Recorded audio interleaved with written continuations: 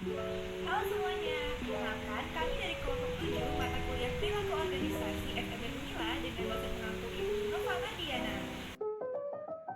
Anggota kelompok kami yang pertama ada saya sendiri, kemudian ada rekan saya, satu lagi ada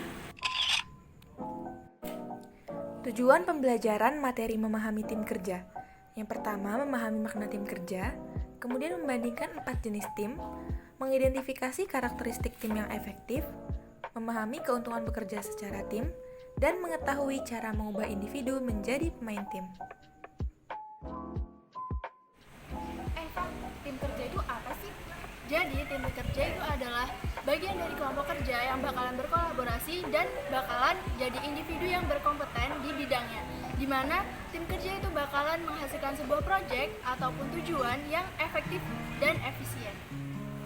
Lalu, tim kerja itu ada 4 jenis loh.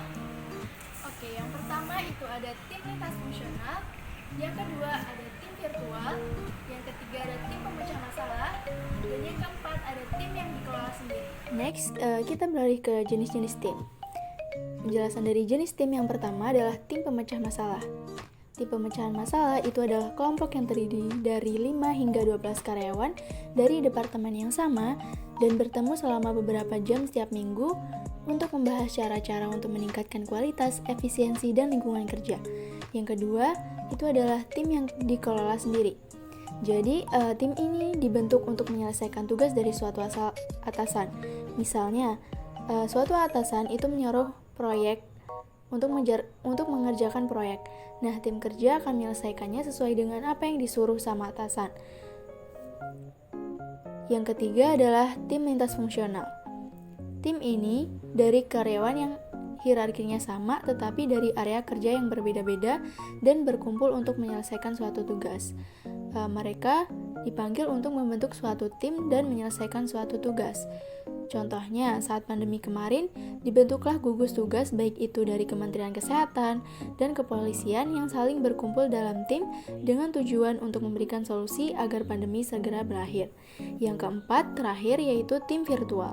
Tim ini biasanya secara tatap muka tidak bertemu secara langsung, tapi dia menggunakan teknologi untuk menyatukan anggotanya.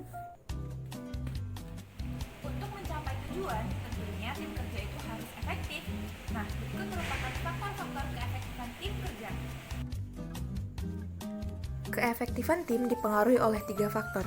Yang pertama, faktor kontekstual, faktor komposisi, dan faktor proses.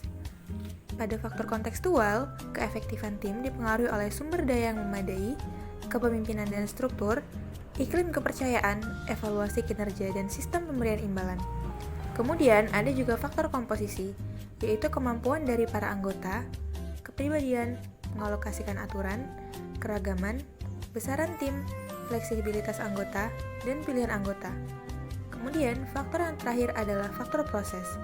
Jadi, sebuah tim yang efektif harus menetapkan tujuan umum, tujuan spesifik, keberhasilan tim, level konflik, dan kemalasan sosial dapat mempengaruhi keefektifan tim. Lalu, bagaimana cara mengubah individu menjadi pemain? Yang pertama ada pemilihan. Jadi, sebelum manajer merekrut anggota, pasti ada syarat-syarat yang harus dipenuhi atau kemampuan skill yang mereka harus miliki. Jadi, manajer itu harus hati-hati apakah kandidatnya ini sudah sesuai dengan persyaratan atau belum. Yang kedua ada pelatihan. Pelatihan adalah proses yang membantu para tenaga kerja agar menjadi lebih baik lagi. Misalnya melalui pengembangan pikiran, tindakan. Lalu yang ketiga adalah pemberian imbalan. Pemberian imbalan adalah segala sesuatu yang diterima oleh karyawan sebagai balas jasa atas apa yang mereka kerjakan. Terkadang kerja tim memerlukan lebih banyak waktu daripada kerja individu, dan seringkali banyak sumber daya daripada kerja individu. Tim meningkatkan tuntunan untuk berkomunikasi, pengelolaan konflik, dan pertemuan untuk dilaksanakan. Bagaimana dapat mengetahui apakah pekerjaan dari kelompok menjadi lebih baik dilakukan dengan tim? Yang pertama, apakah pekerjaan itu lebih baik dilakukan dalam tim? Yang kedua, apakah pekerjaan akan menciptakan tujuan yang umum atau menetapkan tujuan bagi orang-orang di dalam kelompok yang lebih banyak daripada tujuan individu secara keseluruhan? Jadi, kesimpulannya, pemikiran orang banyak akan lebih baik ketimbang pemikiran satu orang saja. Membangun sebuah tim adalah suatu proses memilih, mengembangkan, memberikan kemudahan, dan melatih sebuah kelompok kerja agar berhasil mencapai tujuan bersama. Nah, gimana? Jadi kalian udah paham kan tentang materi memahami tim kerja? Semoga bermanfaat ya.